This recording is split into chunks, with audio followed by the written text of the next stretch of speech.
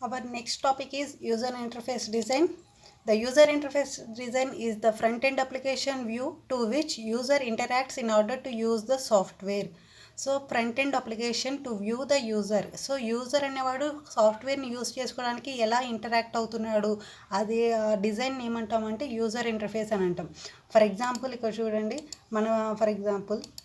ఇక్కడ మన స్క్రీన్ అనేది చూస్తున్నాం. ఈ స్క్రీన్ అనేది ఏంటి అంటే user interface design.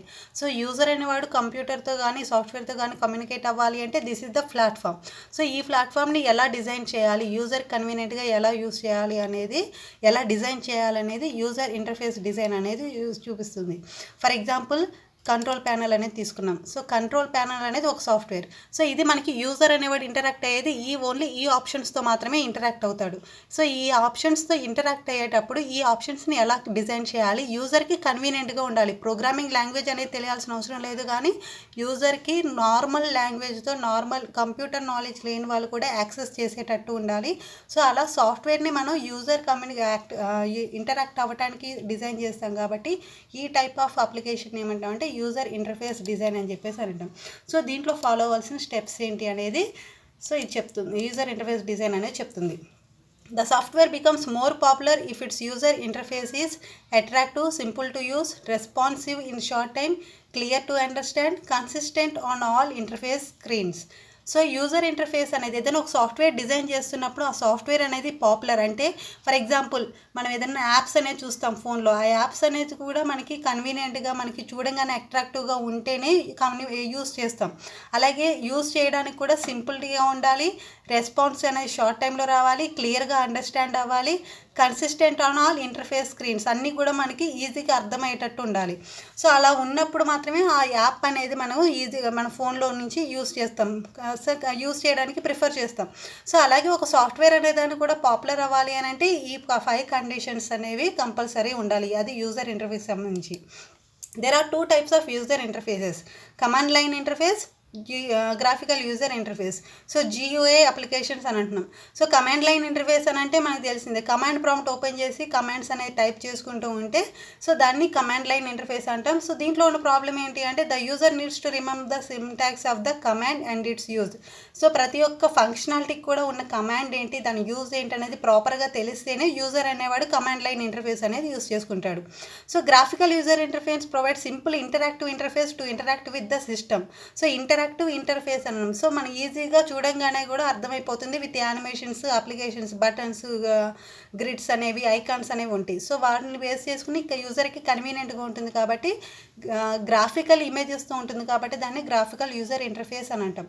So GUI can be combination of both hardware and software. Using GUI user interprets the software. So user interface design process. So design process అనేది ఎలా ఉంటుంది యూజర్ ఇంటర్ఫేస్ని డిజైన్ చేయడానికి. సో ఇక్కడ మనకి 4 phases అని ఉంటుంది. phase 1, phase 2, phase 3, phase 4. This is చూడండి, ఇది iterative process model. So spiral మోడల్ని ప్రాసెస్ అవుతూ ఉంటుంది. సో స్పైరల్ మోడల్లో ఫస్ట్ phase 1 నుంచి స్టార్ట్ చేస్తాం. phase 1 నుంచి ఈ వేలో మనకి phase 4కి వచ్చి యూజర్కి ప్రోటోటైప్ అనేది చూపిస్తాం. ఆ ప్రోటోటైప్ ఓకే అయితే నెక్స్ట్ ఫేజెస్ అనేది డిజైన్ చేస్తాం. సో ఎప్పుడైనా కానీ ఏదైనా ప్రాబ్లం ఉంది, యూజర్ కన్వీనియంట్గా లేదు అన్నప్పుడు మళ్ళీ రీడిజైనింగ్ అనేది చేస్తాం. సో రీమోడలింగ్ అనేది చేస్తాం. సో ఇక్కడ phase 1లో ఫస్ట్ వన్ వచ్చేసరికి user task environmental analysis. So యూజర్కి వచ్చిన అంటే మన కస్టమర్ ఇచ్చిన రిక్వైర్మెంట్స్ ఏంటి, ఆ టాస్క్ ఏంటి, ఆ ఎన్విరాన్మెంట్ అనేది ఎలా ఉంటుంది, వాటి యొక్క ఎనాలిసిస్ అనేది చేయాలి. అది phase 1. phase 2లో ఇంటర్ఫేస్ డిజైన్. ఈ అనాలిసిస్ని బేస్ చేసుకుని ఇంటర్ఫేస్ అనేది డిజైన్ చేస్తాం.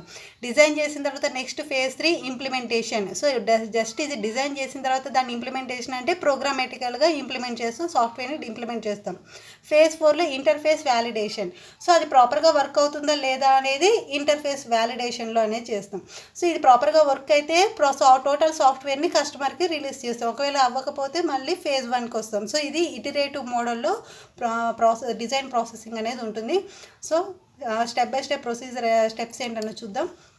First one, user task environmental analysis and modeling. Initially, the focus is based on the profile of users who will interact with the system, that is understanding, skill, knowledge, type of user. Based on the user's profile, users are made into categories. From each category, requirements are gathered.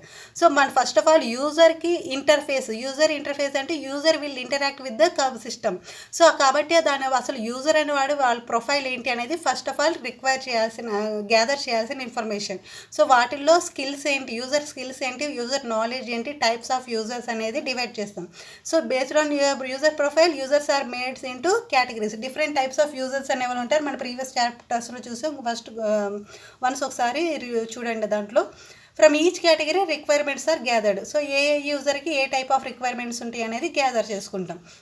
The analysis of the user environment focuses on the physical work environment. So physical work environment నుంచి total యాక్చువల్గా మనకి analysis of user అనేది physical work environment మీద base అయి ఉంటుంది.